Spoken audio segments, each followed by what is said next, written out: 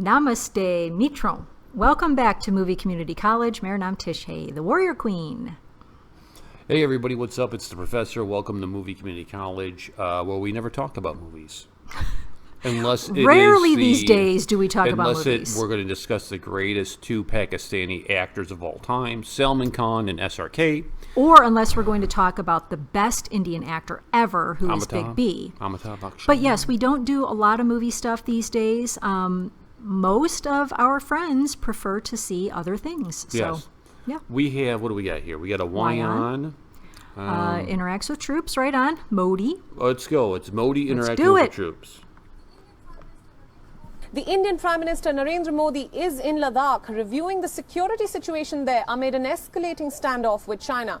The Prime Minister reached Ladakh at around 8:30 this morning and visited forward locations in Nimu.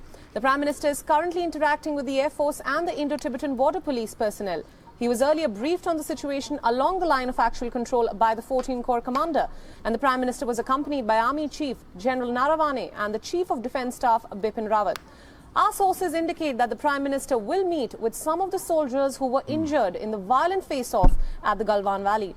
The Nimu forward base is located at a height of 11,000 feet and is surrounded by the Zanskar mountain ranges. It is considered to be one of the toughest terrains where Indian troops are deployed. This was the Indian Prime Minister's second visit outside of New Delhi since the COVID-19 outbreak took hold in the country. The Indian Prime Minister has made multiple visits to army bases in his 6 years as Prime Minister. Such visits boost the morale of the troops who often serve in remote and tough terrains. Some of these visits which come to mind are Siachen in the year 2014, when the Prime Minister spent Diwali with the troops. Then there was a visit to Rajouri in Jammu and Kashmir last year, once again on the occasion of Diwali. You know, it's bright up there, so...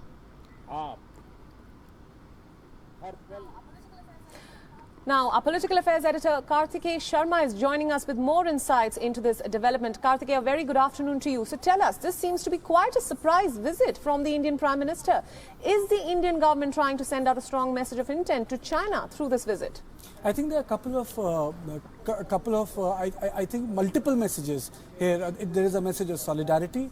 There is a message of a person who is hands-on as Prime Minister when it comes to military affairs. There is also a message that Prime Minister is seized of the movement situation and he has gone to Ladakh. Now, Nimu is a big military base in Ladakh. It's not a small military base. From Nimu, a lot of activities are coordinated both in the northern sector and in the eastern sector. But for Prime Minister to surprise everyone by landing in Ladakh like that also goes on to tell us that perhaps the military or the administration did not want to take any chance, one.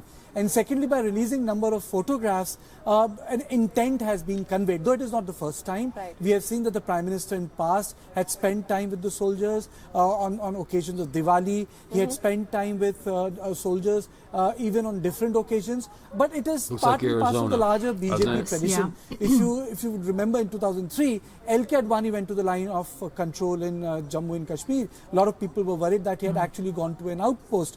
And I distinctly remember, because I covered it, that we could actually see the wiring, which was 100 meters away from that post. So it's part of the tradition of the NDA government. But I think Prime Minister takes it to a different level in the sense, it's like a different imagery, like American president without informing anyone suddenly lands in Afghanistan. But that's a war zone. That's precaution. But I think in this case, because of heightened tension and situation being very, very tense, the movement of the Prime Minister was not announced to the civilian administration. It was That's got to be a map of the area showing. Right. Now that actually brings me to my next question, if you could just elaborate on that a bit. We know that the Prime Minister is interacting with soldiers on the border, and in the past too he has visited soldiers at key moments. Now many are viewing this as an act of boosting the morale of the army as well as the nation at large. So what are your thoughts on this?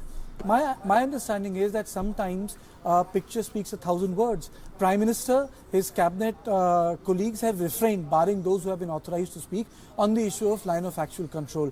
If you have seen the handouts which have come from Ministry of External Affairs, those have also been very, very measured. Even the movement of military and other things, the Defence Ministry has not gone out because they understand that if too much of foreign policy and defence matters consumed for domestic political propaganda, it curtails the elbow room room of military or diplomats or the civil heads to actually exercise the issues of strategic autonomy, because then you're bound by public opinion. Right. So I think in this context, if you look, there's certain things which are very telling. One, social distancing is being followed. Second, he's being accompanied by Chief of Defence Staff and the General. Third, he's looking at the briefings. There are pictures and there are visuals. In pictures, one can see that he's listening to the brief which has been prepared for him. Then there is far more intimate interaction between a commander and him, in which he is nodding. So it's about touching the imagination of the people at large. That the Prime Minister is seized of the moment. He understands what is the requirement of army out there, and he has gone there himself. Rajnath Singh was supposed to go there, but his trip was cancelled, and the Prime Minister himself went. So this is also not a departure. It is part and parcel of Indian political tradition. Indira Gandhi used to do it pretty frequently. Right. That brings me to my final question. Now, recent events suggest that there is no hope as of now for an early resolution to the tensions at the border. And India has already banned Chinese apps as a big blow to Chinese firms. And now a high-profile visit from the Indian Prime Minister, who can be seen interacting with the top brass at the border. So what lies ahead for the India-China relations now? I think it's lack of confidence which marks the relationship between China and India now. It's a breach from the last 45 years of understanding, where we met each other in New Delhi and Beijing. There was a time in 1980s where we exchanged maps in Central Sector. That is why Central Sector is pretty much okay. But the real issue is that the map exchange has not happened either in the Ladakh sector or in the Arunachal Pradesh sector, which China says is part of the southern Tibet. And that's where the problem is, because China has used the issue of boundary to push its strategic agenda in South Asia. Right. So rather than resolve it, China has weaponized this issue of boundary. Right. All right, Karthike, thank you so much for joining us this afternoon and for all your inputs on this story. That was a very good clip. I think the political editor there, Mr. Sharma, I think he said that Modi's visit was kept secret, which I'm all in favor of. If I understood him correctly, I think that's what he said. It makes sense. You don't want to let people know that he's there. Absolutely makes sense, because then you give the enemy an opportunity to do something nefarious. So kudos to them. Not the Chinese. It's shocking, right? Shocking. So kudos to them for keeping that secret. And I love stuff like that. I love when the commander-in-chief goes and sees the troops and meets with them and does, boost their morale and give them an opportunity to see that he's there with them in spirit, even when he's not there physically. That one little physical manifestation of that reminds them that we're backed by somebody who cares about what we're doing. It matters to him. Yeah, right. Yeah. And him being a nationalist, he's going to put India's interests first. Absolutely. He's not Absolutely. pacifist, That's right. Nice to see. Good for him. Good job, Prime Minister Modi ji, on visiting the troops. Yes. And somebody's got to let me know in the comments, was it one Indian dude who took out the 100? Yeah, I don't know. I've heard differing reports about that. Well, guys, we'll catch you later. Peace and much love. See ya. Bye, friends.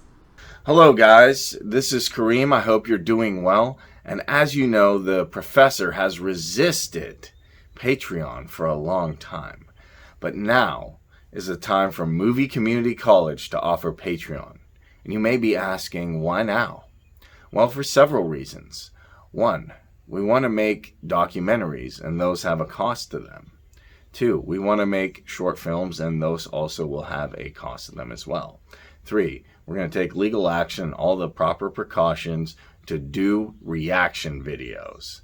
So if you're excited about this and you want to get some amazing swag from Movie Community College and some awesome rewards, then definitely help support Movie Community College by checking out the Patreon link below this video.